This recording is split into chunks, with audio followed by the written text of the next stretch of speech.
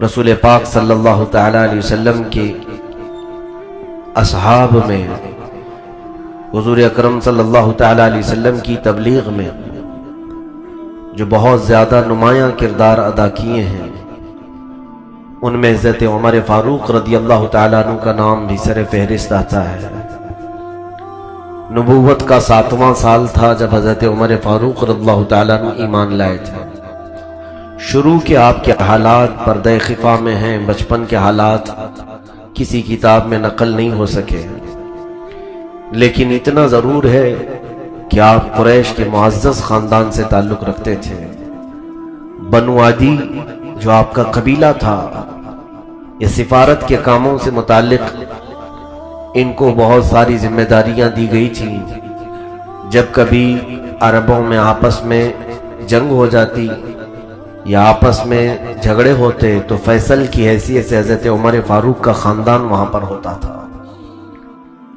حضرت عمر فاروق رضی اللہ تعالیٰ عنہ بنو عدی میں سے تھے، جس کی وجہ سے سفارت کے کام آپ کو بھی ملے تھے،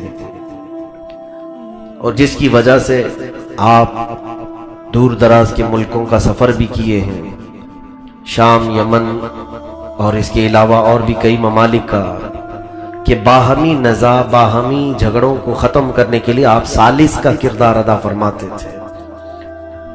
لیکن اسلام لانے سے قبل جو سب سے زیادہ مسلمانوں کو اذیتیں دینے والے لوگ تھے، کمزور مسلمانوں کو، جو غریب مسلمان تھے صحابہ میں، ان کو سب سے زیادہ اذیت دینے والوں میں بھی حضرت عمر کا نام آتا ہے، کہ جہاں کہیں کوئی اللہ کا نام لینے والا دکھ جاتا تو اسے مارا جاتا تھا۔ مکہ والے پکڑ کر کے اسے پیٹتے تھے۔ تو یہ مکہ میں تقریباً 13 سال تک یہی سلسلہ چلا ہے۔ موب لنچنگ تو اب ہو رہی ہے، اور اس کو نیا نام اگرچہ دیا گیا ہے، در حقیقت جو کیا جا رہا ہے یہ مکہ والوں کے، مشرکین کے انہی عادات کو دوبارہ اپنایا جا رہا ہے۔ بس فرق یہ ہے کہ کفار وہاں پر بھی تھے، مشرکین وہاں پر بھی تھے، آج بھی وہی ہیں، لیکن جن مسلمانوں کو اس وقت اذیت دی جا رہی تھی، ان مسلمانوں میں اور آج کے مسلمانوں میں بڑا فرق ہے، کہ وہ اذیت سہتے تھے لیکن اللہ اللہ ہی کہتے تھے، مصیبتوں کو گلے لگاتے تھے لیکن نبی کا دامن کبھی نہیں چھوڑتے تھے۔ عزیزان گرامی، مجھے آج اس بات پر کہنے میں کوئی دقت نہیں محسوس ہوتی۔ موب لنچنگ کرنے والے لوگ اس وقت 4-5 لوگ ملتے تھے اور ایک مسلمان کو پکڑ کر مارتے تھے، حرم کعبہ میں بھی، کسی مکہ کی گلی میں بھی۔ لیکن تاریخ اس بات کی شاہد ہے کہ جن لوگوں نے کثرت سے مسلمانوں کو مارا وہ خود ہی اسلام میں داخل ہوئے۔ ہمیں امید ہے کہ آج بھی اللہ انہیں ہدایت دے گا اور وہ اسلام کا پرچم پھر سے لہرائے گا۔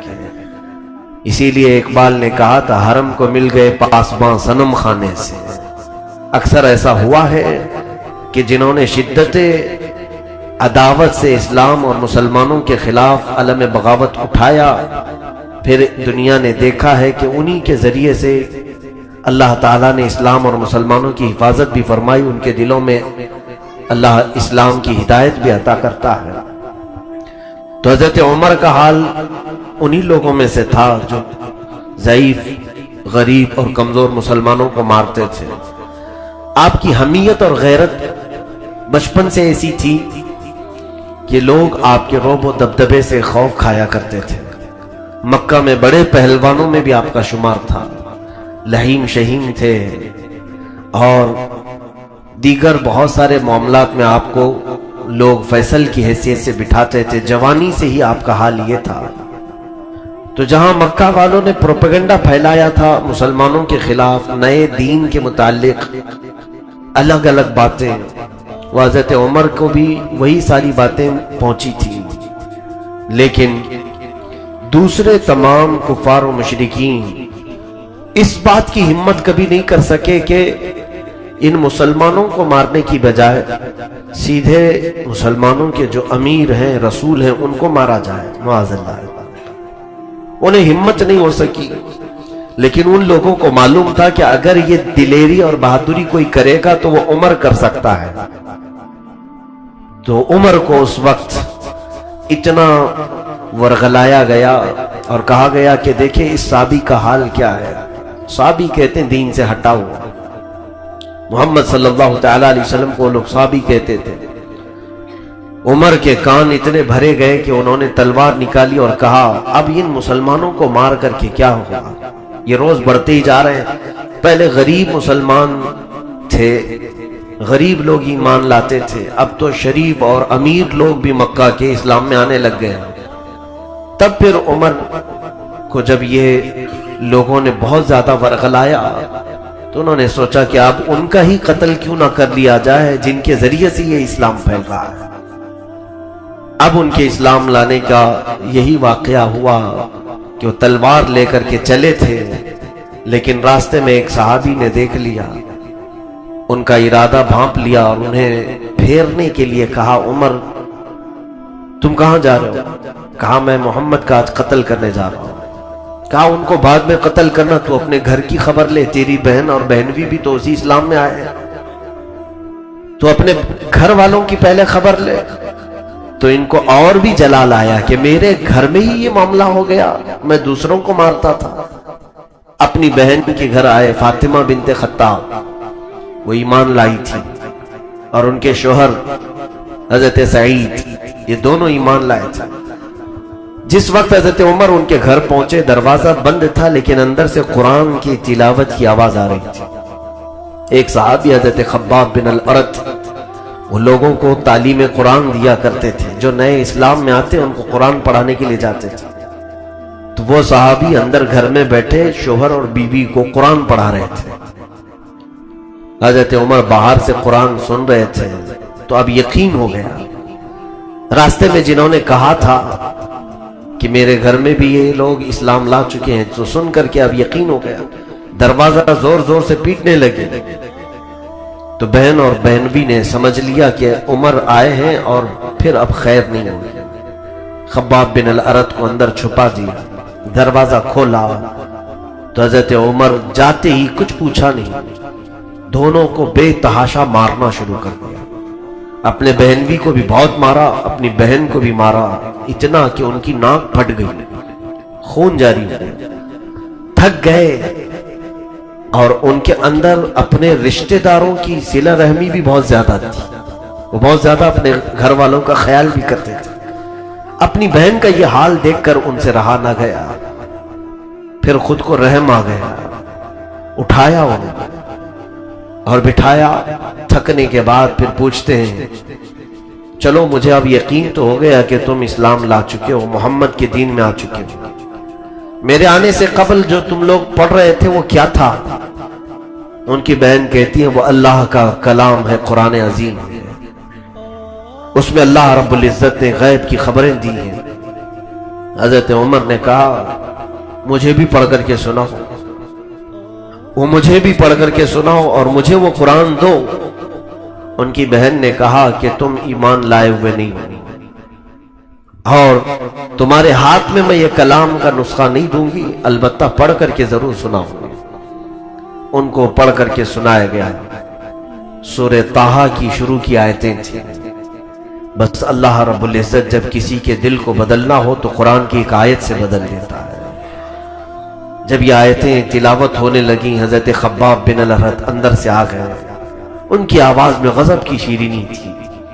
قرآن انہوں نے پڑھ کر کے سنایا. کافی دیر تک حضرت عمر کہتے تھے کہ اور سناؤ اور سناؤ اور سناؤ. واللہ ان فی ھذا الکلام لحلاوہ، قسم خدا کی اس کلام میں ایک عجیب سی شیرنی ہے، ایک عجیب سی مٹھاس ہے.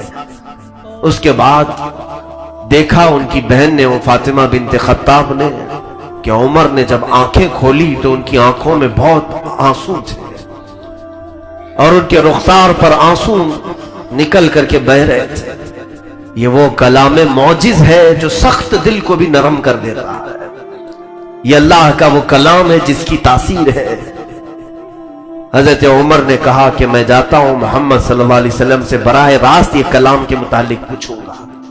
اور ان سے میں سوال کروں گا کہ یہ دین آخر ہے کیا؟ فاطمہ بنت خطاب ان کی بہن نے کہا عمر اللہ تیرا بھلا کرے، تو جا ایک بار ان سے مل تو لے۔ اب تک حضرت عمر کا سامنا نہیں ہوا تھا، صرف مسلمانوں کو پکڑ کر کے مارتے تھے۔ حضور صلی اللہ علیہ وسلم سے سن بھی لیتے کہ دین ہے کیا۔ ادھر حضرت عمر نکلے، ادھر رسول کریم صلی اللہ علیہ وسلم صحابہ کے ساتھ بیٹھے ہوئے تھے۔ اس وقت زیادہ صحابہ نہیں تھے، 39 صحابہ، 39 لوگ تھے۔ اتنوں کے بیچ میں اس میں سے بھی چند لوگ تھے۔ فرماتے ہیں رسول کریم صلی اللہ علیہ وسلم دعا کے لیے ہاتھ اٹھا رہے تھے، یوں فرما رہے تھے اللہم اعز الاسلام باحد العمرین، اے اللہ تو اسلام کو عزت دے دو عمر میں سے کسی ایک عمر کے ذریعے سے، ایک عمر بن ہشام اور ایک عمر بن خطاب۔ مکہ میں دو عمر بہت مشہور تھے۔ عمر بن ہشام لوگ نام سن کر کے شاید نہیں پہچانیں گے، لیکن اس کا جب لقب کہا جائے ابو جہل تو ہر کوئی پہچانتا ہے۔ ابو جہل کا اصل نام عمر بن ہشام تھا، اور دوسرا عمر ابن خطاب۔ یہ دونوں عمر مشہور تھے مکہ میں۔ رسول کریم صلی اللہ تعالی علیہ وسلم دعا کے لیے ہاتھ اٹھائے ہوئے ہیں صحابہ کی مجلس میں کہ دو عمر میں سے کسی ایک عمر کے ذریعے سے اسلام کو تو عزت عطا فرما۔ صحابہ نے آمین کہا۔ تھوڑی دیر نہ گزری تھی کہ دروازے پر حضرت امیر حمزہ پہرا دے رہے تھے کہ کوئی آ کر کے حضور کو تکلیف نہ پہنچائے۔ حضرت امیر حمزہ کا بھی رعب و دبدبا تھا۔ حضرت عمر کو تلوار لے کر کے تیزی سے آتے ہوئے دیکھا تو صحابہ نے کہا کہ عمر آ رہے ہیں، اور یہ عمر کے جب آنے کے حالات دیکھے صحابہ نے کہا کہ یہ بے قابو ہو جاتا ہے، اس کو کون قابو میں کرے گا؟ امیر حمزہ نے کہا نہ گھبراؤ میرے ساتھیوں، عمر اگر اچھے ارادے سے آ رہا ہے تو ٹھیک ہے، نہیں تو میں بھی عمر سے کم نہیں، میں اس کا مقابلہ کروں گا۔ اسی اثنا میں حضرت عمر دروازے پر آئے تو امیر حمزہ نے ان کا راستہ روک لیا، پوچھا کہ کیوں آنا ہوا، کس لیے آئے ہو؟ حضرت عمر نے کہا یہ تلوار محمد صلی اللہ علیہ وسلم کے حوالے کرنے آئے، تلوار لٹکا کر کے آئے تھے لیکن وہ تلوار حضور کے حوالے کرنے آئے تھے۔ حضرت امیر حمزہ نے راستہ کشادہ کیا، حضور پاک صلی اللہ تعالی علیہ وسلم کی بارگاہ میں آئے، ایسے بیٹھے کہ سب سے زیادہ قریب ہو کر کے آپ کے گھٹنے حضور کے گھٹنوں کے قریب آ گئے۔ اللہ کے حبیب صلی اللہ تعالی علیہ وسلم سے انہوں نے دو تین باتیں پوچھی۔ حضور اکرم صلی اللہ علیہ وسلم جب قرآن پڑھنے لگے تو بے تحاشا عمر رونے لگے، کہا اتنے سال میں کس غفلت میں تھا، اتنے سال میں کون سی جہالت میں تھا۔ اور اندازہ کرو میرے عزیزو، آج 14 صدیوں کے بعد کوئی اچھی آواز والا قاری قرآن پڑھتا ہے تو ہماری آنکھیں بھیگ جاتی ہیں، جبکہ ہم عجم ہیں، ہم عجمی لوگ ہیں، عربی سمجھتے نہیں ہیں۔ عربی جسے نہیں سمجھ میں آتی ہے اس کا دل ہل جاتا ہے۔ جو اہل عرب ہوں گے، جن کی مادری زبان عربی ہو، جن کی زبان میں قرآن اترا ہو، ان کے سامنے قرآن تلاوت ہو رہا ہو اور وہ بھی صاحب قرآن نے تلاوت کیا ہو، محمد رسول اللہ صلی اللہ علیہ وسلم نے، تو ان کے دل تو ہلنا ضروری ہے۔ حضرت عمر نے اسی وقت اپنی گردن حضور کے حوالے کر دی، کہا اشہد ان لا الہ الا اللہ واشہد ان محمد رسول اللہ صلی اللہ علیہ وسلم۔ صحابہ نے اس وقت ایک بہت بلند نعرہ لگایا، پورے مکہ والوں نے اس وقت اس نعرے کی گونج سنی، حضرت عمر کے اسلام لانے کی خوشی میں، اور صحابہ نے مبارکبادی دی، اے عمر مبارک ہو تجھے، رسول اللہ کی دعا تمہارے حق میں قبول ہو گئی۔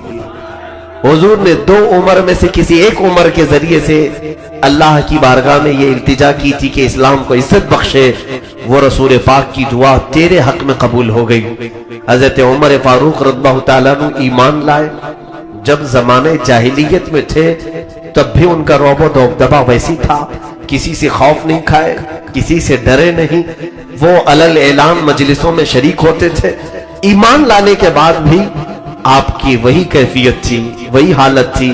رسول کریم صلی اللہ علیہ وسلم سے آپ نے یہی سوال کیا کہ ہم ایمان لائے ہیں، اسلام لائے ہیں، تو اب کفر و شرک کا مقابلہ بھی کریں گے۔ فرماتے ہیں حضرت عمر کہ میں نے زمانہ جاہلیت میں جتنے مسلمانوں کو تکلیفیں دی تھی، میں چاہتا تھا کہ اب ایمان لانے کے بعد کفر و شرک کے خلاف ویسی کھڑے ہو کر کفارہ ادا کروں، پہلے جو کچھ ہو چکا اس کا کفارہ ادا کروں۔ اب حضور سے انہوں نے اصرار کیا، ہم حق پر ہیں؟ رسول کریم صلی اللہ علیہ وسلم نے فرمایا کیوں نہیں عمر، ہم حق پر ہیں۔ حضرت عمر نے کہا ہم حق پر ہیں تو ہم حق حاصل کر کے رہیں گے، اس لیے کہ حق ہی کی یہ شان ہے کہ وہ خانہ کعبہ کے سامنے جا کر علل اعلان نماز پڑھے۔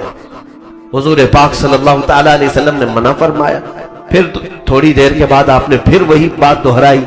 تیسری مرتبہ رسول کریم صلی اللہ علیہ وسلم نے اجازت دی سارے صحابہ کو کہ عمر یہ کہتے ہیں کہ آج ہم بیت اللہ میں جا کر کے نماز پڑھیں۔ اس وقت تک نماز گھروں میں ہوتی تھی، چھپ چھپ کر کے مسلمان پڑھتے تھے۔ حضرت عمر 40ویں نمبر پر ایمان لائے تھے، 40ویں نمبر پر، اور جب آپ کی اصرار پر رسول کریم صلی اللہ علیہ وسلم نے صحابہ کو حکم فرمایا کہ چلو، تو 2 صفیں لگیں، 2 صفوں میں ایک صف میں آگے امیر حمزہ چلتے تھے، دوسری صف میں حضرت عمر چلتے تھے، اور یہ دونوں صفوں میں مسلمان چل کر خانہ کعبہ کے پاس آئے۔ سب سے پہلے حرم کعبہ میں حضرت عمر داخل ہوئے، ان کے خاندان کا ایک شخص وہاں بیٹھا ہوا تھا بنو عدی کا، اس کو بلایا اور کہا اے انسان سن لے، سب کو اعلان کر دے اور بتا دے خطاب کا بیٹا عمر اسلام لا چکا ہے، اسلام لا چکا ہے۔ تو وہ شخص گیا اور پورے سب جگہ اعلان کیا کہ آج غضب ہو گیا کہ عمر آج ایمان لایا ہے، ایمان اسلام قبول کر چکا ہے۔ تو مکہ والے بہت سارے جمع ہوئے، بہت سارے آئے، اور جب حضرت عمر فاروق رضی اللہ تعالیٰ حضور صلی اللہ تعالیٰ علیہ وسلم کے پیچھے سایہ بن کر کے ایسے کھڑے تھے کہ لوگوں کو دیکھا مسجد حرم میں جوق در جوق داخل ہو رہے ہیں، ان کو آج ایک بڑی خبر ملی تھی کہ عمر ایمان لائے، تو کچھ لڑنے بھڑنے کے ارادے سے آئے تھے۔ تو حضرت عمر کہتے ہیں کہ اگر تم میں سے ہر خاندان کے 300 لوگ آئے، عمر ان کے لیے اکیلا کافی ہوگا۔ اور علل اعلان رسول کریم صلی اللہ علیہ وسلم کے ساتھ نماز ادا کیے، کسی کو بھی ہمت نہ ہو سکی کسی ایک مسلمان کو بھی ہاتھ لگا سکے۔ خدایا پھر سے ہمیں عمر کی آج ضرورت ہے۔ رسول کریم صلی اللہ تعالیٰ علیہ وسلم کے وہ عظیم جانثار صحابی جنہوں نے اسلام کی عزت میں اور اسلام کے وقار میں 4 چاند لگائے تھے، اسی دن رسول کریم صلی اللہ علیہ وسلم نے ان کو فاروق کا لقب عطا فرمایا۔ فاروق کہتے ہیں فرق پیدا کرنے والا۔ عمر کے اسلام لانے کے بعد کفر کیا ہے، اسلام کیا ہے، فرق پیدا ہو گیا۔ انہوں نے فاروق کا لقب حاصل کیا میرے آقا کی زبان پاک سے کہ یہ ان کی وجہ سے اسلام اور کفر میں فرق پیدا ہوا، کہ پھر لوگ اسلام کو اچھی طرح سے جاننے پہچاننے لگے۔ پھر زیادہ عرصہ نہیں، حضرت عمر فاروق رضی اللہ تعالیٰ عنہ اپنی طاقت کے مطابق ہر ممکن کوشش کرتے تھے کہ کوئی اذیت مسلمانوں کو دے نہ سکے۔ اتنے دن تقریباً حضرت عمر کے ایمان لانے کے بھی 5-6 سال تک مکہ مکرمہ میں حضور صلی اللہ تعالیٰ علیہ وسلم رہے، لیکن آپ کی موجودگی میں کفار کبھی حملہ نہیں کرتے تھے، آپ کی موجودگی میں مسلمانوں کو اذیت نہیں دیتے تھے۔ پھر اندازہ کیجئے سیدنا عمر فاروق رضی اللہ تعالیٰ عنہ کی ہجرت بھی اسی شان سے ہوئی ہے، اسی شان کی ہجرت تھی۔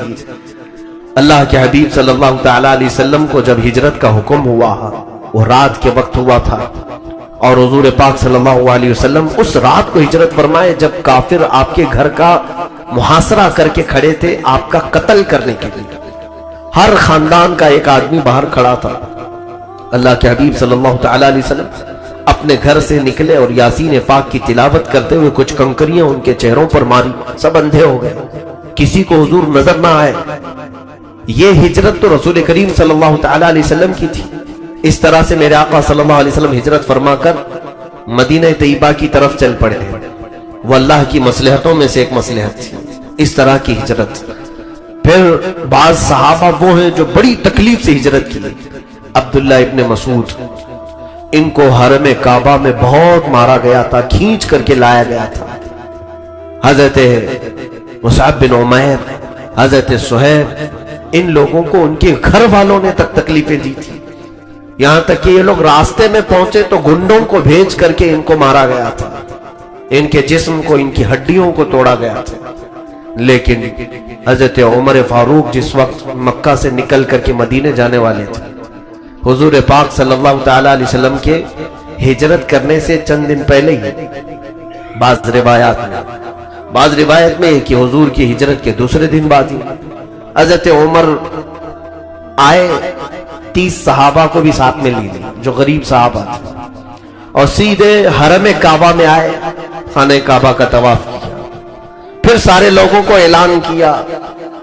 ایک شخص وہاں پر بیٹھا تھا بنو عدی کا، اس سے کہا کہ اے مکہ کے قریش خاندان سے تعلق رکھنے والے، جا پھر قریش کو اعلان کر دے کہ آج عمر بن خطاب مکہ چھوڑ کر مدینے جا رہا ہے، رسول پاک صلی اللہ تعالی علیہ وسلم کے شہر ہجرت کر رہا ہوں، جاؤ سب کو اعلان کر۔ پھر اعلان ہوا، لوگ دیکھتے رہے، آپ طواف کعبہ اسی شان سے کرتے رہے۔ دوسرے لوگوں نے تو اپنی جائیدادیں وہاں چھوڑ دی تھی مکہ میں۔ حضرت عمر نے کہا میں ایک ایک پائی یہاں سے لے کر کے جاؤں گا، میرا جو حق ہے اس پر کوئی قبضہ نہیں جما سکتا۔ آپ کی شان تھی یہ۔ قرآن نے ان کو کہا ہے اشداء علی الکفار، قرآن میں ان کی صفت آئی ہے کہ یہ کافروں پر بہت ہی شدید ہے، بہت سخت ہے، اور کوئی آپ کو ٹچ بھی نہ کر سکا۔ اسی شان سے آپ ہجرت کرتے ہوئے مدینے آئے۔ اب روایات میں ہے رسول پاک صلی اللہ تعالی علیہ وسلم سے پہلے وہ مدینہ پہنچے۔ حضور پاک صلی اللہ علیہ وسلم کا جب استقبال کرنے کے لیے مدینے والے کھڑے تھے تو حضرت عمر بھی استقبال والوں میں شامل تھے۔ 30 لوگوں کے ساتھ ہجرت کر کے حضرت عمر آئے۔ یہ شان عمر ابن خطاب رضی اللہ تعالیٰ عنہ کی جو تھی وہ ایمان کے اعلیٰ مقام کی وجہ سے ہے۔ خود رسول کریم صلی اللہ تعالیٰ علیہ وسلم ایک حدیث میں ارشاد فرماتے ہیں، بخاری شریف کی حدیث ہے، اللہ کے حبیب صلی اللہ علیہ وسلم فرماتے ہیں مجھے خواب میں کچھ لوگ پیش کیے گئے، میں نے کچھ لوگوں کو دیکھا، سب کے جسموں پر جبے تھے، کسی کا جبہ کمر تک، کسی کا جبہ سینے تک لٹکا ہوا ہے، یعنی کسی کا چھوٹا ہے کسی کا آدھا ہے۔ اسی اسنا میں میرے سامنے عمر بن خطاب کو لایا گیا، ان کا جبہ زمین پر گھسٹ رہا تھا، یعنی اتنا لمبا تھا کہ جھول رہا تھا۔ تو صحابہ نے پوچھا یا رسول اللہ صلی اللہ علیہ وسلم اس خواب کی کیا تعبیر ہے؟ اللہ کے حبیب صلی اللہ علیہ وسلم نے فرمایا اس جبے سے مراد ایمان ہے، جس کے اندر جتنا ایمان تھا وہ مجھے دکھایا گیا، عمر کا ایمان اتنا زیادہ ہے۔ عمر فاروق رضی اللہ تعالیٰ عنہ کے اس عظیم ایمان کی بشارت تو خود رسول پاک نے عطا فرمائی۔ جب کسی کے دل میں ایمان زیادہ آ جائے تو خوف اتنا ہی نکل جاتا ہے۔ یہ جو خوف کا ماحول ہمارے دلوں میں آتا ہے، ایمان کا نقص ہے، ایمان کی کمی ہے جو خوف لاتی ہے۔ اسی لیے اللہ تعالیٰ نے قرآن میں جو فرمایا الا ان اولیاء اللہ لا خوف علیہم، بے شک اللہ کے ولیوں کو کوئی خوف نہیں ہوتا۔ خوف دنیا کا، طاقت کا، دنیا کے رعب و دبدبے کا، یہاں کی باقی چیزوں کا خوف نکل جاتا ہے۔ اس لیے کہ عبداللہ ابن مسعود رضی اللہ تعالیٰ عنہ سے مروی ہے، فرماتے ہیں دو خوف کسی کے دل میں جمع نہیں ہو سکتے، ایک دنیا کا خوف اور ایک اللہ کا خوف۔ اگر اللہ کا خوف بس گیا ہے تو دنیا کا خوف نکلے گا، اور اگر صرف دنیا کا خوف آیا ہے تو اللہ کا خوف اس سے نکل جائے گا۔ اللہ کے خوف سے وہ عاری ہے۔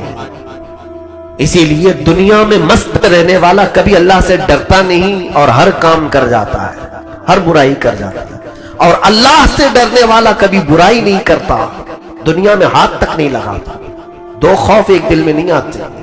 حضرت عمر فاروق رضی اللہ تعالیٰ عنہ کے دل میں خوف خدا بس گیا تھا، اور ایسا رچ بس گیا تھا کہ پھر ان کو کسی بھی رعب و دبدبے سے خوف نہیں آتا تھا۔ حضرت عمر فاروق رضی اللہ تعالیٰ عنہ کے بہت سارے اولیات ہیں، بہت ساری فضیلتیں۔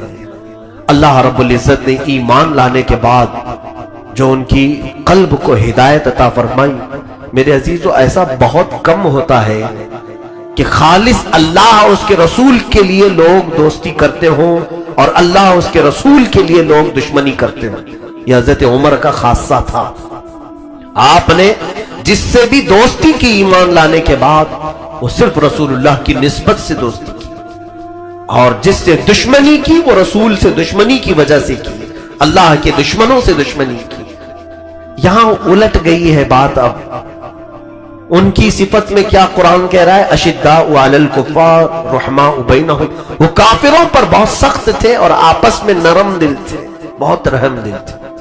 لیکن ہم نے بدل لیا ہے، آپس میں سخت ہو چکے ہیں اور کافروں کے لیے نرم دل ہو رہے ہیں.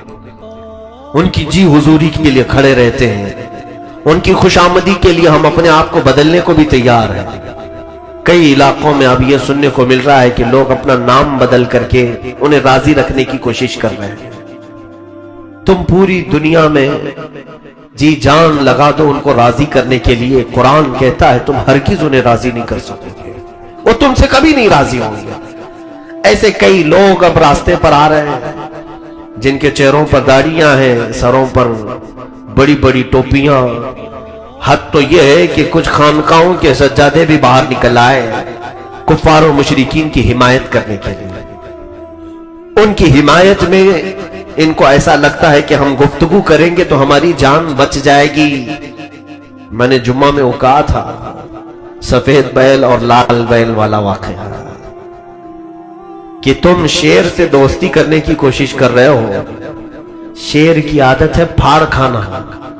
تم سانپ سے دوستی کرنے کی کوشش کر رہے ہو، سانپ کی فطرت ہے ڈنک مارنا، ڈسنا. یہاں کچھ لوگ آج ان حالات میں یہ سمجھ رہے ہیں کہ ہم ان کی جی حضوری کر لیں گے، ان کی ہاں میں ہاں ملا دیں گے، آج جو کچھ بھی چل رہا ہے اس کو حق کہہ دیں گے تو یہ ہمیں چھوڑ دیں گے. ایسا نہیں ہو سکتا میرے عزیزوں. یاد رکھنا ہمارے بعد پھر تمہارا بھی نمبر آئے گا. یہ تم کو صفحہ ہستی سے مٹا ڈالیں گے، پھر یہ نہیں دیکھیں گے کہ تم ان کی حمایت کرتے تھے کہ نہیں کرتے تھے. اس لیے کہ آزادی کے موقع پر بھی ایسے معاملات ہوئے ہیں. کچھ علماء انگریزوں کی حمایت میں فتوے دیے تھے، ان کو ذل اللہ کہا تھا. ذل اللہ کا مطلب ہوتا ہے یہ اللہ کا سایہ ہے. ان انگریزوں کے متعلق کچھ علماء کہتے تھے کہ ان کے خلاف بغاوت مت کرو، یہ بہت عدل کرنے والے لوگ ہیں. دیکھو انہوں نے ٹرینیں بنا دی ہیں، انہوں نے پٹریاں بچھا دی ہیں، انہوں نے عمارتیں کھڑی کر دی ہیں. ان کی فضیلت میں کچھ تقریریں ہوتی تھی اس وقت، لیکن ہوا کیا؟ ان کی فضیلت میں بیان کرنے والے بچ گئے نہیں. جب علماء اہل سنت کو تختہ دار پر چڑھایا جا رہا تھا تو بعد میں پھر یہ ان کی بولی بولنے والوں کو بھی قتل ہونا پڑا، مصیبتوں کا سامنا کرنا پڑا. تو آج میں یہ کہتا ہوں کہ عمر جیسا ایمان لاؤ کہ اگر دوستی ہو تو اللہ اس کے رسول کی وجہ سے ہو، اور دشمنی ہو تو اللہ اس کے رسول کی وجہ سے ہو. ذاتی چیزیں داخل نہ ہونے پائے. سیدنا عمر فاروق رضی اللہ تعالیٰ عنہ کی چند باتیں میں آپ کو بتا دوں. حضرت بلال حبشی رضی اللہ تعالیٰ عنہ غلام تھے. غلامی میں انہوں نے اپنی زندگی کے بیشتر ایام گزار دیے. ان کا جو مالک تھا مکہ میں امیہ، جو حضرت بلال کو سخت اذیتیں دیتا تھا، اتنی اذیتیں کہ ان کا جسم پورا گل چکا تھا. ان کی پیٹھ پر اتنے داغ تھے جلانے کے، انگاروں پر سلایا گیا. اوباش بدماش لڑکوں کے ہاتھ میں رسی باندھ کر کے حضرت بلال کو دے دیتا تھا، اور وہ نوجوان بدماش قسم کے لوگ آوارہ بلال حبشی کو پیر میں رسی باندھ کر مکہ کی گلیوں میں کھینچتے تھے، لے کر کے جاتے تھے، گرم ریت پر سلایا جاتا تھا. یہ سب اذیتیں بلال حبشی نے برداشت کی. غلامی سے آپ کو جس وقت آزادی ملی وہ بھی سیدنا ابو بکر صدیق رضی اللہ تعالیٰ عنہ نے آزاد کروایا. حضرت ابو بکر صدیق کی کل آپ نے سیرت سماعت کی، اس میں ایک شوشہ یہ بھی تھا کہ آپ کثرت سے حضور صلی اللہ علیہ وسلم کے غلاموں کو کافروں کی غلامی سے آزاد کرواتے تھے. کافروں کی غلامی سے آزاد کر کے حضور کی غلامی میں ڈال دیتے تھے. یہ حضرت بلال حبشی ہیں، غلام ہیں، میرے عزیزوں دیکھیں آپ، حضرت عمر فاروق رضی اللہ تعالیٰ عنہ جب خلیفہ بنے اور آپ کی خلافت کا دور ابھی میں ذکر کروں گا، کیا روب و دبدبہ، کبھی کم نہیں ہوا آپ کا روب و دبدبہ، زمانے جاہلیت میں بھی، اسلام لانے کے بعد بھی، آپ کے خلیفہ بننے کے بعد بھی لوگ آپ کے چلتے پھرتے بھی خوف کھایا کرتے تھے۔ حضرت عمر تو ہمیشہ کندھے پر درہ لے کے چلتے تھے، کوڑا لے کے چلتے تھے، شریعت کے خلاف کوئی بات دیکھتے تو بازار میں ہی کوڑے لگانا شروع کر دیتے تھے۔ حضرت عمر کا جلال بھی تھا، خود رسول کریم صلی اللہ علیہ وسلم نے فرمایا میرا عمر جس راستے سے گزرتا ہے اس راستے پر شیطان نہیں آتا۔ جہاں تک حضرت عمر کی خوشبو جاتی تھی، چھاؤں نہیں ہوتی ہو، وہاں تک شیطان نہیں آتا تھا، دوسروں کی بات تو چھوڑے تھے۔ تو اس عمر فاروق رضی اللہ تعالیٰ عنہ کا حال یہ تھا جو بات میں کہنے جا رہا ہوں، جب حضرت بلال حبشی کو بلاتے تھے تو یوں کہہ کر کے بلاتے تھے یا سیدنا بلال، اے ہمارے آقا بلال آ جائیے۔ وہ غلام تھے، حبشی غلام، زندگی انہوں نے غلامی میں کاٹ لی، اور اسلام لانے کے بعد، ایمان لانے کے بعد حضرت بلال کا ایسا کوئی بہت بڑا گھر نہیں تھا، بہت بڑی عمارت نہیں تھی، بہت بڑی ڈیوٹیاں، ذمہ داریاں نہیں تھی۔ جس طرح سے نارمل زندگی گزارنی تھی ویسی وہ زندگی گزار رہے تھے عام لوگوں میں، لیکن اس کے باوجود حضرت عمر جب ان کو بلاتے تھے یوں کہتے تھے یا سیدنا بلال، اے ہمارے آقا بلال آئیے۔ حضرت بلال کہتے تھے امیر المومنین آپ مجھے سیدنا کہتے ہیں، در حقیقت آپ ہمارے سیدنا ہیں، آپ ہمارے آقا ہیں۔ حضرت عمر کہتے تھے بلال میں تمہیں جو سیدنا کہتا ہوں وجہ یہ ہے کہ جو جسم میں تم نے اپنے داغ محبت رسول میں لیے وہ ہم نے بھی نہیں لی۔ حضور پاک صلی اللہ تعالیٰ علیہ وسلم کی محبت میں جو تم نے مشقتیں برداشت کی ہیں وہ ہم نے نہیں برداشت کی۔ تو یہاں سے پتہ چلتا ہے حضرت عمر کی محبت بھی تھی تو وہ حضور کی وجہ سے تھی، جو رسول کریم صلی اللہ علیہ وسلم سے ریلیٹڈ ہے اس کی بہت زیادہ قدر کرتے تھے حضرت عمر، اور محبت رسول کا یہی جلوہ دیکھنے کو ملتا ہے ہر جگہ پر۔ اسی لیے حضرت عمر رضی اللہ تعالیٰ عنہ کی یہ زبان میں ہے کہ جو رسول پاک صلی اللہ تعالیٰ علیہ وسلم کا ہو گیا وہ ہمارا ہے، اور جو ان سے بیگانہ ہوا اس سے ہمارا کوئی رشتہ ہی نہیں۔ جانتے یار جنگ بدر جب ہوئی، جنگ بدر میں اللہ رب العزت نے مسلمانوں کو فتح عظیم عطا فرمائی، اس میں حضرت عمر بھی تھے، 313 ہی لوگ تھے، لیکن 1000 سے زیادہ کافروں کو مار بھگایا، 140 لوگ، تقریباً 140 لوگ، 70 مارے گئے تھے اور 70 قیدی بن کر کے آئے تھے۔ 140 لوگوں کا نقصان تھا ان کافروں کا، جو 70 قیدی بنا کر کے لائے گئے تھے۔ کہ کافروں کے متعلق حضور نے مشورہ لیا صحابہ سے کہ ان کے ساتھ کیا کیا جائے، ان کے ساتھ کیا سلوک کیا جائے، یہ قیدی بن کر کے آئے۔ حضرت عمر فاروق رضی اللہ تعالیٰ عنہ سے بھی حضور مشورہ لیتے، حضرت ابو بکر سے بھی۔ حضرت عمر نے کہا یا رسول اللہ صلی اللہ علیہ وسلم ان کو مارا جائے، ان کو ختم کر دیا جائے، ان کو جینے کا کوئی حق نہیں، کیونکہ یہ اللہ اور اس کے رسول کی دشمنی میں اتنے اڑے ہوئے تھے کہ مکہ میں انہوں نے ایک ننگا ناچ کیا ہے، اور پھر ہر مسلمان کو قتل کرنے کی ان کی نیت تھی۔ آج ہمارے ہاتھ میں آئے ان کو ختم کر دیا جائے، ان کو نہ چھوڑا جائے۔ یہ حضرت عمر کی رائے تھی۔ حضرت ابو بکر سے پوچھا تو انہوں نے کہا یا رسول اللہ صلی اللہ علیہ وسلم ہے تو یہ قرابت دار، رشتہ داروں میں سے ہی لوگ ہیں، مکہ والے ہیں، قبیلوں میں سے، خاندانوں میں سے، ایسا کر لیا جائے کہ ان سے فدیہ لے کر کے، کچھ مال لے کر کے چھوڑ دیا جائے، ان سے کچھ مال لے کر انہیں آزاد کر دیا جائے، ہو سکتا ہے بعد میں یہ ایمان لے آ جائے۔ یہ حضرت ابو بکر کی رائے تھی۔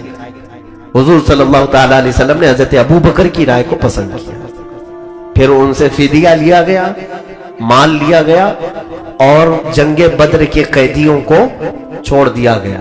اب سنیے، جب واپس آئے تو قرآن کی آیت نازل ہوئی، ما کان لنبی ان یکون لہ اسرا हत्ता युदखिना फिल अर्द तुरीदून अरद दुनिया वल्लाहु युरीदुल आखिरा। कुरान की आयत में ये आ गई बात, ये सब मामला खत्म हो गया। जंगे बदर से वापस मदीने आए तो अल्लाह ने फरमाया नबी के लिए ये मुनासिब नहीं है कि वो कैदियों को रोक के रखें, इन्होंने अल्लाह उसके रसूल का नुकसान किया। होना ये चाहिए कि इनको खत्म कर दिया जाए, और तुम लोग दुनिया का माल देख रहे हो और अल्लाह आखिरत की माल को देखता है। वल्लाहु युरीदुल आखिरह, अल्लाह आखिरत को देख रहा है, तुम्हारे लिए आखिरत बेहतर है। यानी आयत हजरत उमर फारूक की राय के मुताबिक आई, फैसला पहले हो चुका था। हजरत उमर को लोग आज सुनना पसंद नहीं करेंगे, जो न्यूट्रल लोग हैं। अगर मैं बयान करूं तो जो सेकुलर है उनके धुएं निकलने शुरू हो जाएंगे। अब बहुत सख्त बातें हो गई, इतनी सख्त बातें आज के माहौल में नहीं करना चाहिए। बहुत सारे लोग हमें मशवरा देंगे, हालात नहीं देखते रहे मौलाना साहब, आप इतनी सख्त बातें कर रहे हैं। अगर हजरत उमर के हालात नहीं होते तो मैं कभी नहीं बात करता, और हजरत उमर की बात करने में हमें खौफ भी नहीं रखना चाहिए, क्योंकि हजरत उमर की मिसाल हम लोग तो बयान करते ही करते हैं, जिनको आज हिंदुस्तान फख्र के साथ हर जगह पर हर नोट पर रखता है। गांधी जी की लिखी हुई बातों में भी यह है, कहा कि मैं कुछ ही लोगों से इंप्रेस हूं पूरी दुनिया में, उसमें से एक उमर इब्न खत्ताब। तो वो लोग जब ये बात कह सकते हैं हजरत उमर की, तो मुसलमान होने के नाते हजरत उमर का जिक्र करने में खौफ किस बात का? अल्हम्दुलिल्लाह ये हमारे अजदाद में से, हमारे सलफ़े सालेहीन में से है। हम उनका जिक्र ना करें तो क्या पहाड़ी चूहों का जिक्र करेंगे?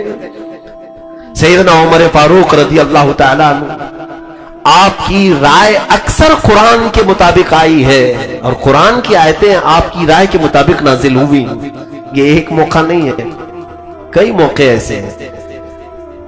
इसके अलावा आप देखें हजरत उमर फारूक रज़ियल्लाहु तआला अन्हु की ये जो सख्ती थी, दुश्मनाने रसूल के लिए थी, दुश्मनाने इस्लाम के लिए थी। जंगे बनी मुस्तलक में, गज़वा बनी मुस्तलक एक गज़वा है जिसमें हुजूर पाक सल्लल्लाहु अलैहि वसल्लम तशरीफ लेकर गए थे।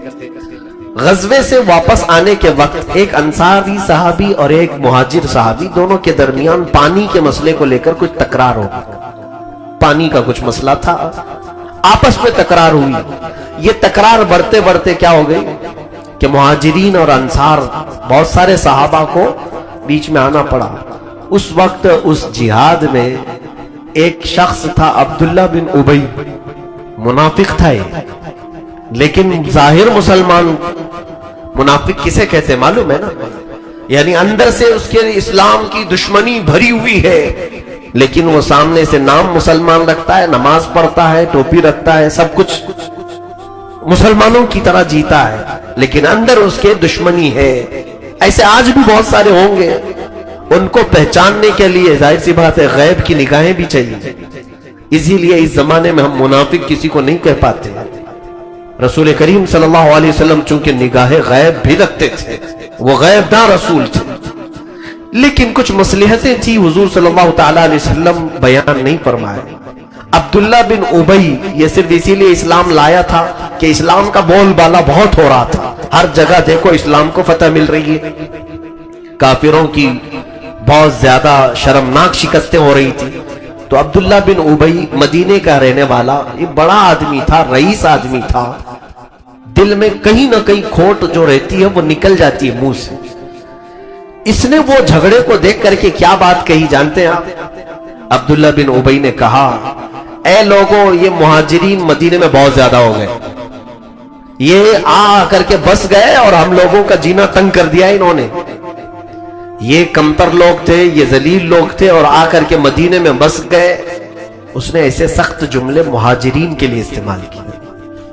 याद रखें, जमीन अल्लाह की है, किसी के भी मुतालिक इस तरह का तासुब जायज नहीं कि मुंबई में यूपी वाले बहुत ज्यादा हो गए, इनको निकालना चाहिए, बिहार वाले बंगाल वाले बहुत ज्यादा हो गए। ये अब्दुल्ला बिन उबई की हरकत है, मुनाफिकीन।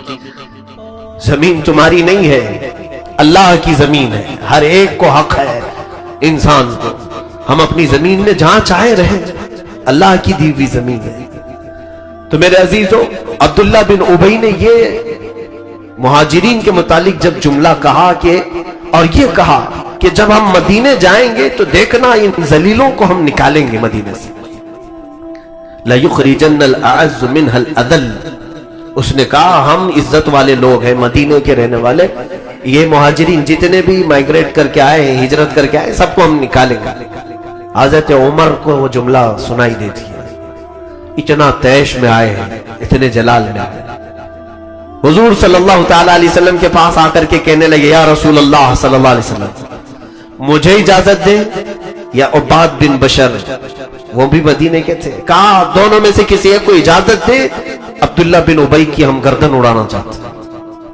اس نے مہاجرین کے بارے میں ایسے سخت جملے کہے جب تک کسی کو بھی یہ نہیں خبر ہے کہ عبداللہ بن ابی منافق ہے، نہیں کوئی نہیں کہتا تھا، وہ مسلمان تھا، دیکھنے میں مسلمان ہی تھا۔ حضور صلی اللہ علیہ وسلم نے بھی منع کر دیا، عمر پھر لوگ کیا کہیں گے کہ محمد اپنے ہی ساتھیوں کا قتل کروا رہے ہیں، وہ میرے ساتھ جہاد میں آیا، میرے ساتھ جنگ کیا، اس کا ہم قتل کیسے کریں؟ حضرت عمر نے کہا کہ نہیں یا رسول اللہ، اس کا قتل ہونا چاہیے، اس کے دل میں اسلام نہیں ہے۔ حضرت عمر یہ بار بار کہتے رہے، اور اس کے بعد حضرت عمر جب بھی بات کرتے تو قرآن کی دلیل سے بات کرتے تھے۔ حضرت عمر نے ایک آیت پڑھی، یا رسول اللہ صلی اللہ علیہ وسلم، کیا اللہ یہ نہیں فرما رہا ہے استغفر لهم او لا تستغفر لهم ان تستغفر لهم 70 مرہ فلن یغفر اللہ لهم؟ اے نبی آپ ان کے لیے بخشش کی دعا کریں یا نہ کریں، یا 70 بار آپ ان کے لیے بخشش کی دعا کریں، اللہ ان کو ہرگز معاف نہیں کرے گا۔ یہ اللہ نے جب فرمایا ہے، حضور نے حضرت عمر سے کہا اے عمر اگر مجھے یہ معلوم ہو جائے کہ 70 سے زیادہ بار بخشش مانگنے سے اللہ بخش دے گا تو پھر میں اس کے لیے 70 سے زیادہ بار دعا کروں گا۔ حضور نے فرمایا، حضرت عمر چپ ہو گئے، خاموش ہو گئے۔ اس کے بعد عبداللہ بن ابی مر گیا، ختم ہو گیا۔ حضرت عمر کہنے لگے یا رسول اللہ صلی اللہ علیہ وسلم یہ ختم ہو گئی بدبو، اب آپ اس کے جنازے میں نہ جائیں، وہ اسلام کی دشمنی رکھتا تھا۔ حضور صلی اللہ علیہ وسلم نے فرمایا نہیں، میں اس کے جنازے میں بھی شریک ہوں گا، آپ اس کی نماز جنازہ پڑھائیے۔ حضرت عمر کے دل میں نہیں تھا، جنازہ ہو گیا، اس کے بعد قرآن کی آیت آئی وَلَا تُصَلِّ عَلَىٰ أَحَدٍ مِّنْهُمْ مَاتَ أَبَدًا وَلَا تَقُمْ عَلَىٰ قَبْرِهِ۔ اے رسول ان میں سے جب کوئی مر جائے تو آپ اس کی جنازہ نہ پڑھیں اور کبھی ان کی قبروں کے پاس بھی نہ کھڑے۔ حضور صلی اللہ تعالی علیہ وسلم نے فرمایا عمر جو تم کہتے تھے وہی اللہ فرمایا۔ اسی لیے حضرت عمر کو ایک لقب دیا گیا الموافق رأیہ للوحی والکتاب، ان کی رائے ہمیشہ ایسی ہوتی تھی کہ اللہ کی کلام سے، کتاب اللہ سے اس کی موافقت ہو جاتی تھی۔ اللہ تعالیٰ عمر کی رائے کے مطابق کئی آیتیں نازل فرمایا ہے، یہ ایک موقع ہے۔ اس کے علاوہ اور بھی کئی معاملات ہیں جہاں حضرت عمر فاروق رضی اللہ تعالیٰ عنہ نے کہا، جیسے ازواج مطہرات، حضور صلی اللہ تعالیٰ علیہ وسلم کی بیویاں، صحابہ حضور کے گھروں میں جایا آیا کرتے تھے، کوئی بھی چیز۔ حضرت عمر کی غیرت الگ تھی، آپ کا مزاج الگ تھا، کہا حضور کی بیویاں عام بیویوں کی طرح نہیں ہیں، حضور کی ازواج مطہرات عام عورتوں کی طرح نہیں ہیں، ہماری سب کی عورتوں کی طرح کچھ تو خصوصیات ہونا چاہیے۔ تو حضرت عمر نے کہا میرا دل یہ چاہتا ہے کہ اے صحابہ حضور کی ازواج مطہرات کے ساتھ اس طرح بلا روک ٹوک گھروں میں آیا جایا نہ کرو، وہ رسول پاک کی ہم فراش ہیں، رسول کریم صلی اللہ علیہ وسلم کی گھر والیاں ہیں۔ کوئی حکم ایسا نہیں تھا لیکن حضرت عمر کا خیال ایسا تھا۔ اسی رات کو اللہ نے آیت نازل فرمائی وَإِذَا سَأَلْتُمُوهُنَّ مَتَاعًا فَاسْأَلُوهُنَّ مِنْ وَرَاءِ حِجَابٍ۔ اے ایمان والو جب تم نبی کی بیویوں سے کوئی چیز مانگو بھی تو پردے کے پیچھے سے مانگو۔ اور پھر اللہ نے قرآن میں آیت نازل فرمائی یا نساء النبی لستن کأحد من النساء، اے نبی کی بیویوں تم عام عورتوں کی طرح نہیں ہو۔ حضرت عمر یہی کہتے تھے اور قرآن کی آیت آ گئی۔ اور اس کے بعد ایک دو نہیں میرے عزیزوں، کئی معاملات میں سیدنا عمر ابن خطاب رضی اللہ تعالیٰ عنہ کی رائے قرآن کے موافق رہی۔ اس لیے رسول کریم صلی اللہ تعالی علیہ وسلم ہر مشورے میں حضرت عمر کو ساتھ رکھا کرتے تھے، بہت سارے معاملات میں آپ سے پوچھا کرتے تھے، اور لوگ ان کی سختی کو بیان کر رہے ہیں، آج کہہ رہے ہیں کہ وہ بہت زیادہ سخت تھے۔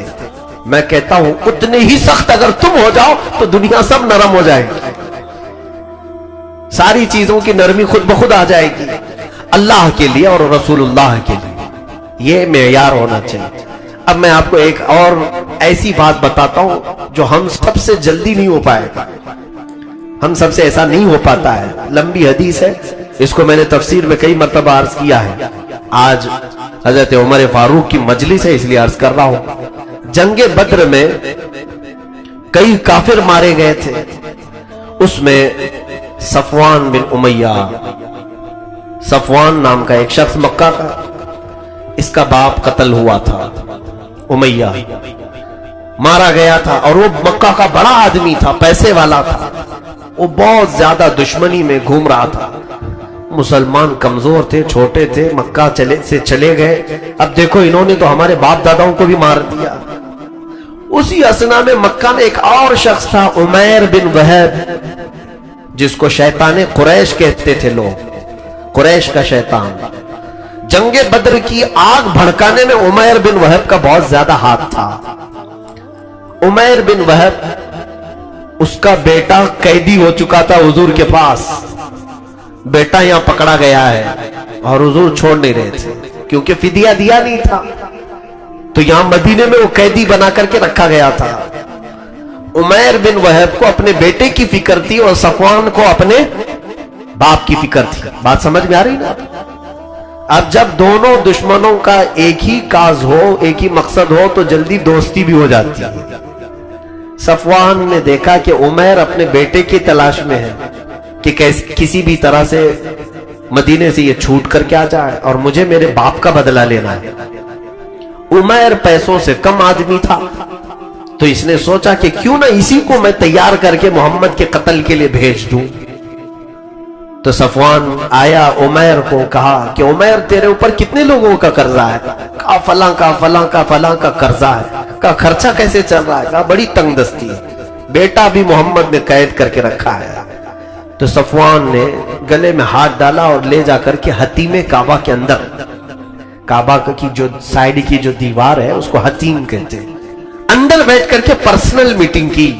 صفوان نے یہ کہا دیکھ تیرے سارے قرضے میں ادا کر دوں گا، مکہ میں جس کے تو نے قرض لیے سب دے دوں گا، ایک شرط ہے۔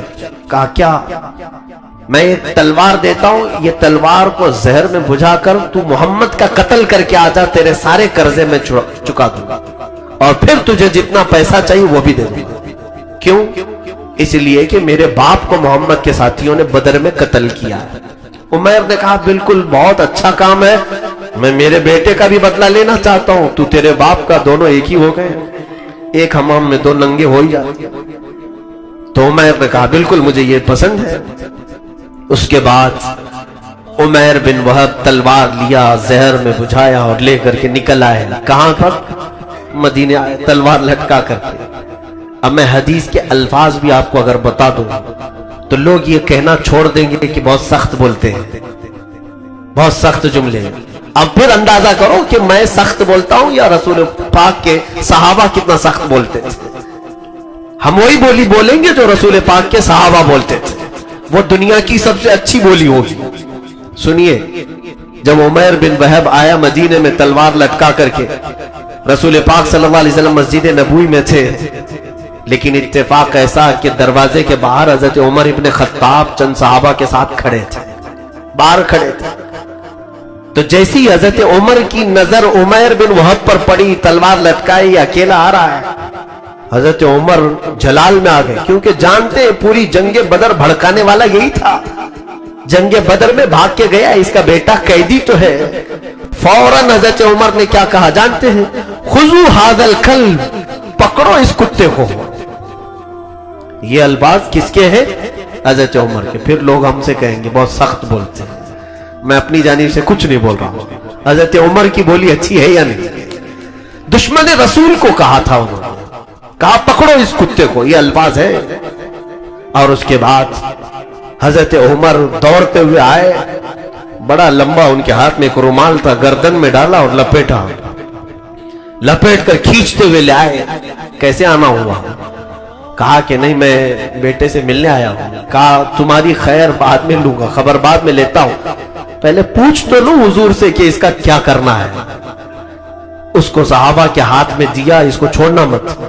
مسجد نبوی میں اندر آئے, رسول کریم صلی اللہ علیہ وسلم سے کہا یا رسول اللہ صلی اللہ علیہ وسلم, وہ شیطان قریش بدر کی جنگ بھڑکانے والا عمیر بن وہب آیا ہے, اور یا رسول اللہ مجھے لگتا ہے وہ برے ارادے سے آیا ہے. یہ حضرت عمر کی دوربین نگاہ ہے. آپ کس قدر سمجھ جایا کرتے تھے, حساس تھے. کہا کہ مجھے لگتا ہے وہ برے ارادے سے آیا ہے. حضور صلی اللہ علیہ وسلم آپ کی شان کریمی اور شان رحیمی ایسی تھی کہ دشمنوں کے لیے بھی آپ دروازے کھول دیا کرتے تھے. آپ نے فرمایا عمر اسے اندر تو آنے دو, اندر تو آنے دو. حضرت عمر اسی طرح سے اسے پکڑ کر کے اندر لے آئے. حضور نے فرمایا اس کی گردن کو ڈھیلی تو کر دو, بات کر سکے. آپ نے اس کی گردن کو ڈھیلا کیا. رسول کریم صلی اللہ علیہ وسلم نے پوچھا کیسے آنا ہوا عمیر؟ عمیر بن وہب نے کہا کہ بس میرے بیٹے کی خبر لینے آیا ہوں جو آپ کے پاس قیدی ہے, خیر خیریت پوچھنے آیا تھا اور کچھ بھی نہیں. حضور نے فرمایا سچ بولو کس لیے آیا؟ عمیر نے کہا بس اسی کے لیے تو آیا ہوں, میرا بیٹا آپ کے پاس قیدی ہے, بات چیت کر لو. کہا اگر بیٹے سے بات کرنے کے لیے آیا تو تلوار کیوں لے کے آئے؟ تو اس نے تلوار پھینک دیا نیچے دکھانے کے لیے. کہا اس تلوار کا کیا, جنگ بدر میں تو دیکھا آپ نے ہماری تلواریں کچھ کام نہیں آ سکی, آپ ہی کی تلوار کام آئی تھی. یہ لچھے دار باتیں ہوتی ہیں. تو حضور پاک صلی اللہ علیہ وسلم کو وہ اس طرح سے باتیں بنانے کی کوشش کر رہا تھا تلوار پھینک کر. حضور نے کہا, زور سے کہا عمیر وہ بات کیوں نہیں کہتے جو صفوان کے ساتھ حتیم کعبہ میں کر کے آئے ہو؟ حتیم کعبہ میں بیٹھ کر کے جو تم نے صفوان کے ساتھ کہا وہ بات کہو. اللہ اکبر.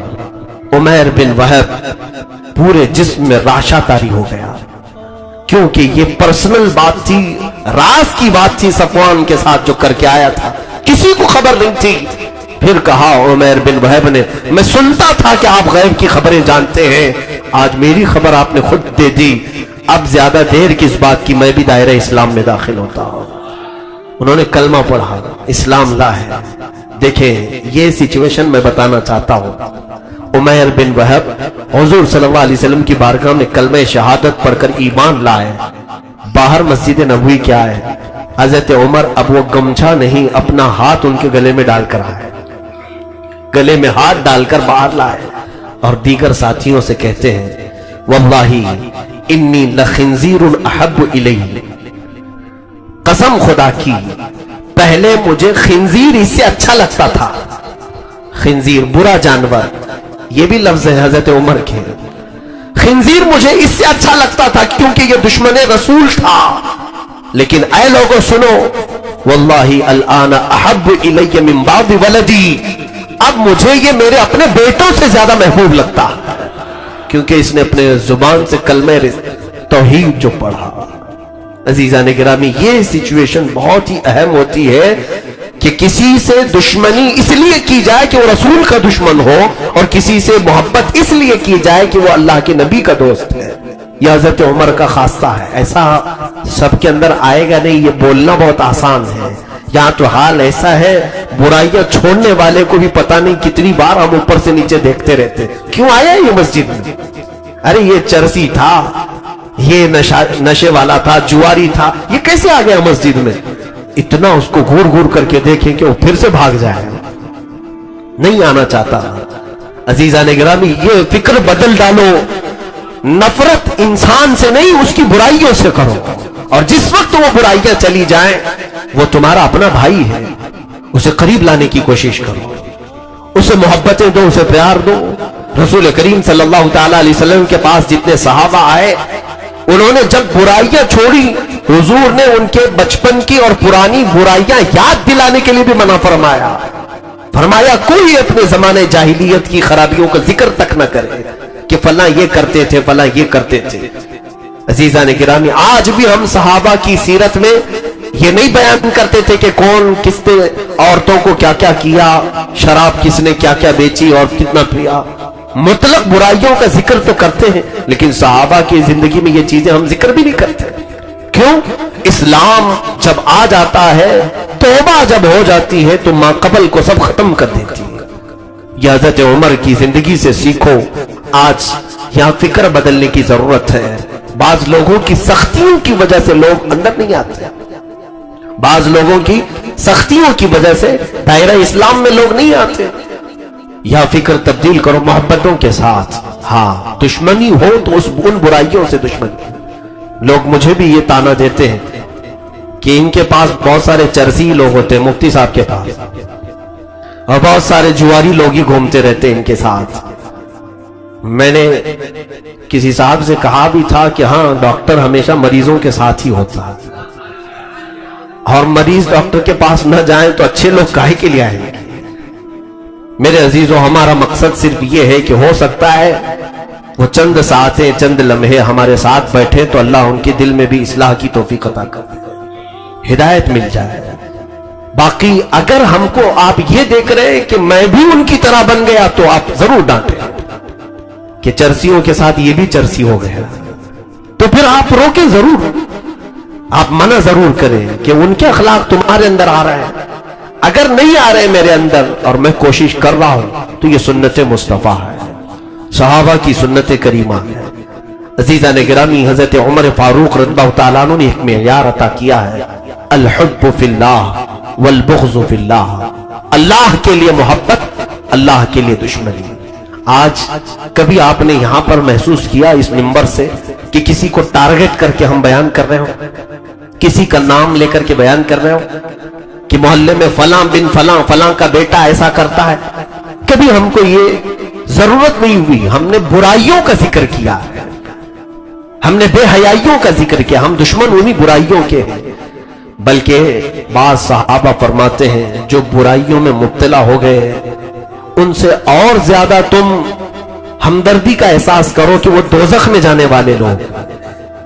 کیا تم اپنے بھائی کو دوزخ میں گرتا ہوا دیکھنا پسند کرو گے؟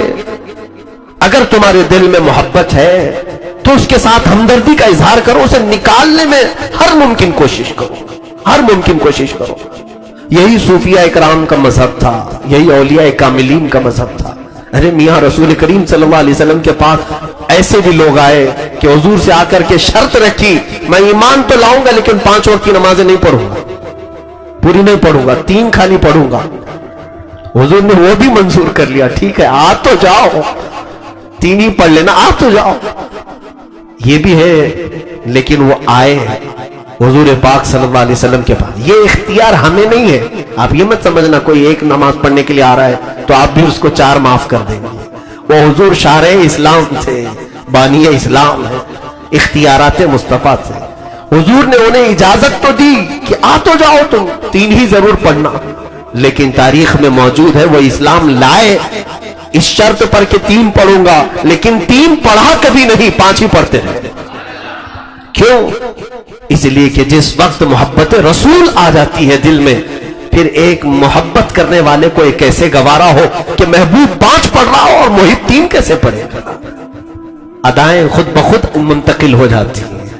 اسی لیے عزیزان گرامی، سختی برائیوں کے ساتھ کریں اور ان لوگوں کو کسی بھی طرح سے مجال دیں، یعنی میدان دیں کہ لوگ اصلاح کی طرف آئیں، ہدایت کی طرف آئیں. عزیزان گرامی، سیدنا عمر ابن خطاب رضی اللہ تعالیٰ عنہ کی یہ جو خاصیت ہے یہ مجھے سب سے عزیز لگتی ہے، بہت پیاری ہے کہ دشمنان رسول کے ساتھ شدت کا برتاؤ، سختی کا برتاؤ. کفار و مشرکین کے ساتھ انہوں نے کوئی روح رعایت نہیں کی، حتیٰ کہ جنگوں میں بھی آپ نے ایسی معاملات کی اور آپ نے اظہار بھی اس کا کیسے کیا. دیکھیں آپ کے خلافت میں کتنی فتوحات ہوئی ہیں اس کا اندازہ بھی مشکل ہے.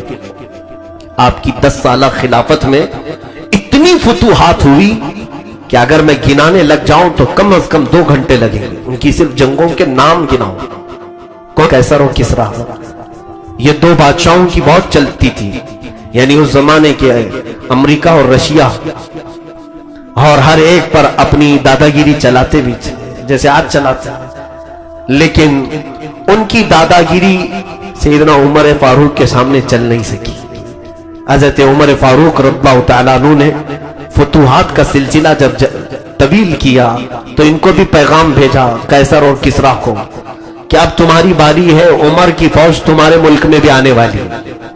پہلے تو وہ لوگ کہتے تھے مذاق ہے یہ، کہاں مدینے کے چند لوگ کہاں قیصر و کسریٰ کی بات کرتے ہیں. دنیا بھر کا سونا اکٹھا کر کے وہ کرسیاں بنائے تھے. قیصر و کسریٰ کے دربار میں بیٹھنے والے وزیروں کی کرسیاں سونے کی بن جاتی تھی. تو پھر کتنا مال جمع کیا تھا. جب آپ نے خط بھیجا تو انہوں نے مذاق سمجھا. پھر چند دنوں کے بعد آس پاس کے علاقے فتح ہونے لگے تو لگا